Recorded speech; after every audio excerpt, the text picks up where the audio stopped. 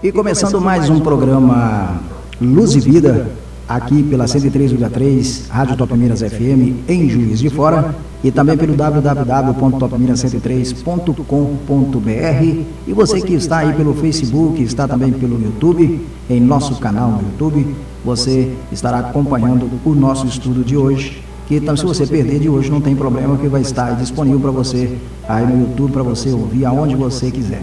O nosso estudo é no sistema de podcast, então você pode ouvir, né? Não é vídeo, é somente voz, e você pode ouvir em qualquer lugar que você estiver. E hoje nós estaremos falando, para encerrar aí a semana, estaremos falando de comunhão com Deus.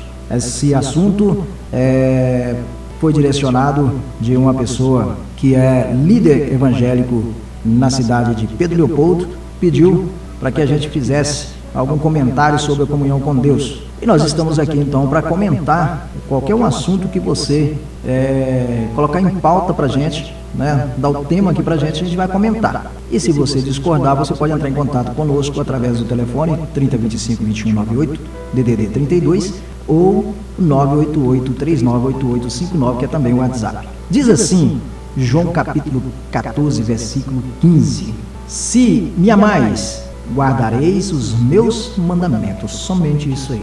Eu quero dizer para vocês que eu perguntei a um certo jovem uma vez, fiz uma pergunta para ele da seguinte forma: como está a sua comunhão com Deus? E ele respondeu com ares de quem não sente a menor crise de consciência. Ele disse: não posso dizer como vai bem, mas o básico eu faço. Oro antes de dormir, leio um versículo da Bíblia, pelo menos. Pobre coitado, né? Engana-se mesmo. Tal relação espiritual em muitos se assemelha aos casais de namorado com relacionamento em estágio terminal. Não há que conversar, não há que comentar, não se pede nada, nem se dá nada, e a culpa é sempre um do outro. Para o menino, Deus ainda deveria estar muito contente de haver um rapaz que lê um versículozinho pequenininho, mas lê, ou que faz uma oraçãozinha pequenininha, bem pequenininha mesmo, marrequinha mesmo, sabe? Antes do ronco que tem a noite toda. Meu pai sempre dizia que tem pessoa que deita como um cavalo e levanta como um burro, mas é verdade. Sequer lembra de agradecer a Deus pelo dia. E mais um jovem evangélico a demonstrar-se por forma grotesca e rústica a péssima qualidade espiritual da igreja do século XXI que nós estamos vivendo agora. Eu falei isso ontem e estou me repetindo de novo. E quando há comunhão, a grande questão é essa: até onde será que eu posso ir? Posso beber? Posso fumar? Posso ficar com alguém assim de vez em quando? Quantas vezes eu posso pedir perdão? Pelo menos uma vez, 2 vezes, 3 vezes por dia? Quantas vezes você pecar? Quantas vezes eu devo pedir perdão pelos meus pecados? Se ninguém vê, está tudo bem? Será que não é apenas preconceito, uso e costume, questão culturais? Aquele que vive um estado espiritual meramente vegetativo caça brecha em qualquer lugar para encaixar essas perguntas. Eles querem enquadrar essas perguntas em cima das respostas. Se ninguém vê, eu posso fazer isso? Mas ninguém está vendo, está tudo bem. Será que não está com preconceito? Ou é um uso e costume da igreja que determinou o que eu posso fazer e o que eu não posso fazer? Será que isso realmente é pecado? Esses questionamentos, meu querido, às vezes acontece quando a pessoa não quer se libertar do pecado. Ele acha que é um pecadinho pequeno, né, que não tem problema nenhum.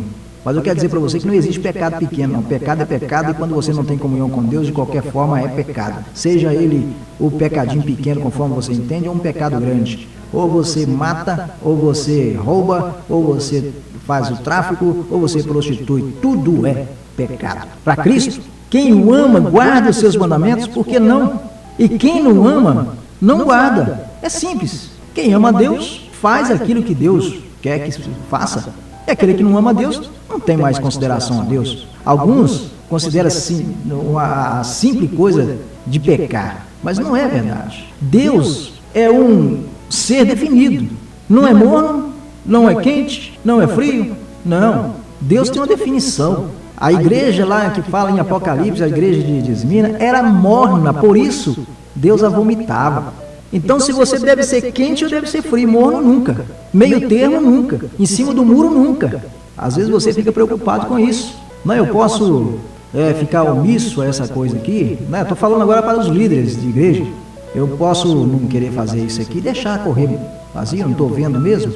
Não, você não está vendo, mas Deus está vendo, porque Deus é onipresente, onipotente, onisciente, né?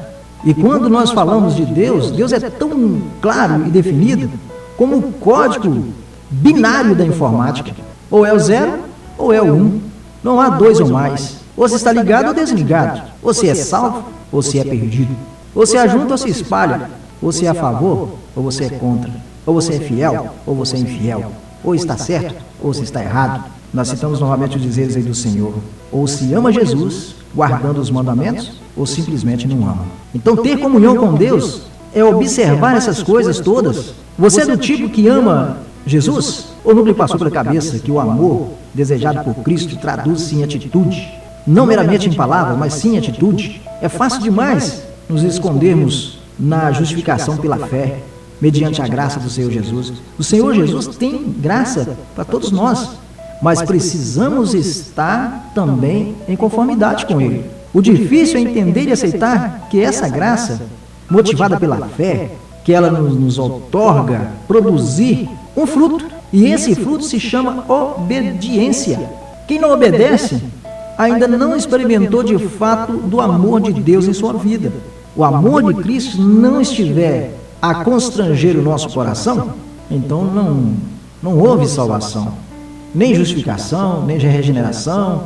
Aí nós estamos perdidos.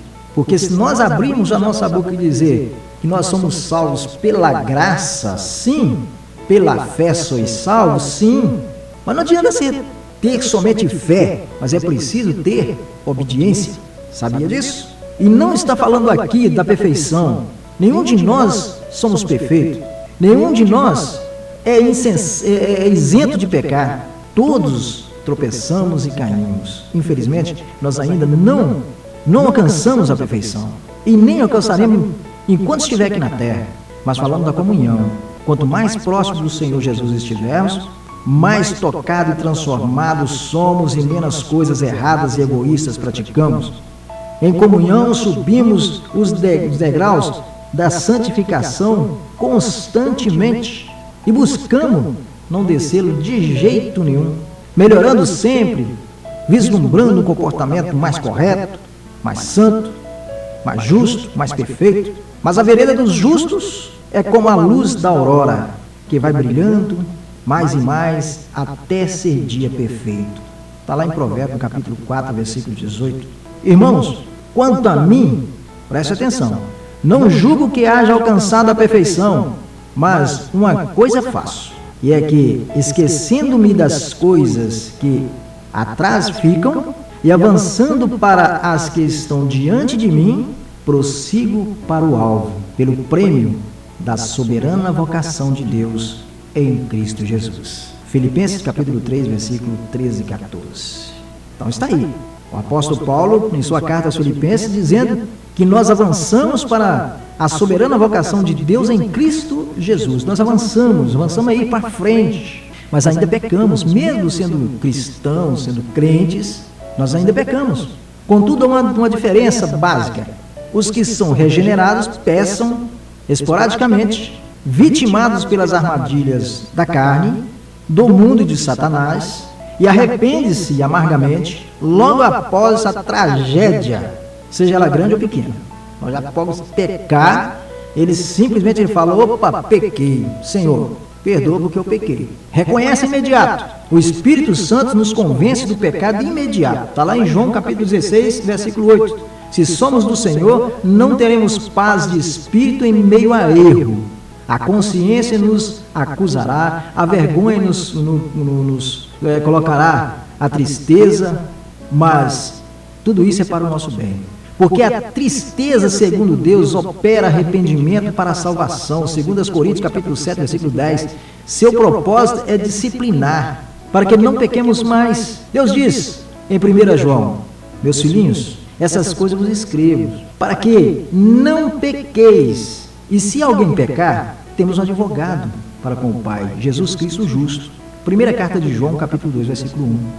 E, para fortalecimento maior da nossa confiança que temos no Senhor, encontramos também Porque 7 vezes cairá o justo e se levantará, mas os ímpios tropeçarão no mal. Provérbios 24:16. Ainda que caia, não ficará prostrado, pois o Senhor o sustém com a sua mão. Salmo 37:24. Por isso nós temos a alegria em dizer, quando dizemos que somos salvos, as pessoas dizem, mas por quê? Vocês dizem que são salvos, nós somos salvos do pecado, meu amigo. Nós somos salvos do pecado, por quê? Se nós pecamos, nós temos a consciência, a nossa consciência nos cobra, que é o Espírito Santo que nos leva a arrepender dos pecados imediatamente, logo após pecar. Então, por isso nós sabemos que nós somos salvos por isso. Não é porque nós somos salvos, não, agora nós estamos livres do pecado. Não, nós estamos livres do pecado. Enquanto estiver aqui na terra, nós estamos sujeitos ao pecado, sujeitos a cair. Mas também nós temos força para levantar. Esse é o mais importante.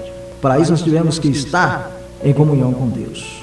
Mas aquelas pessoas que não são regeneradas, não se arrependem, erram, zombam, brincam de enganar a Deus, amanhã, após manhã, e não é raras vezes, tenta enganar a si mesmo com uma falsa comunhão, com uma oraçãozinha merreca e um versículozinho pequenininho por dia. Irmãos, definamos diante de Deus, que saímos de cima do muro, que escolhemos hoje quem queremos seguir. Arrependei-vos, pois, e convertei-vos, para que sejam apagados os vossos pecados, e venha assim os tempos do refrigério pela presença do Senhor. Está lá em Atos dos Apóstolos, no capítulo 3, versículo 19.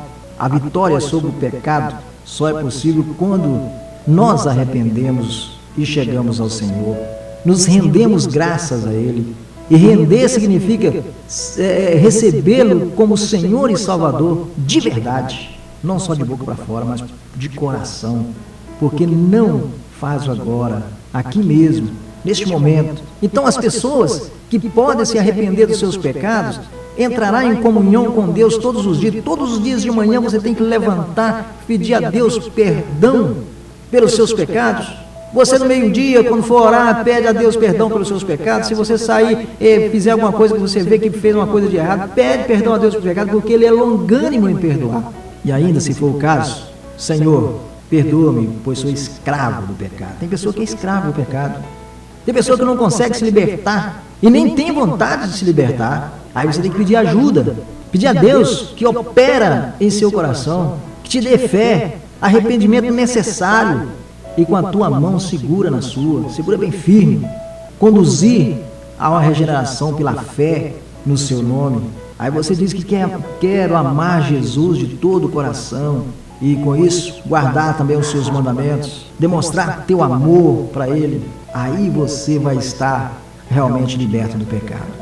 E a comunhão com Deus é isso, é você acreditar que você é um pecador e precisa da mão de Deus. Sem ela, você não pode ir a lugar nenhum. Por isso, não perca o seu tempo lendo somente um versículozinho pequenininho, nem fazendo uma oraçãozinha rápida, mas conta o seu problema para Jesus, conta o seu problema para Deus, que Ele é misericordioso para te libertar.